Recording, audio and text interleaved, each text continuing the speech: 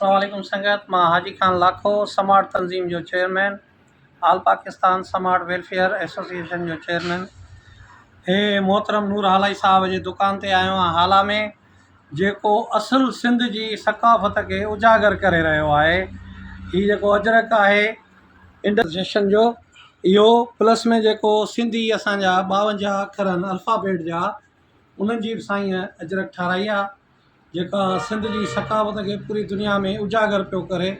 असां साईं खे जस्ता ॾियूं ऐं सभिनी दोस्तनि खे गुज़ारिश था कयूं त जॾहिं बि हाला खां गुज़रणु थिए मेन नेशनल हाईवे ते साईं सां हिन जेका महिनत कई आहे उनखे दाद बि ॾींदा वञनि ऐं उन सकाफ़त खे उजागर बि कंदा वञनि। महिरबानी।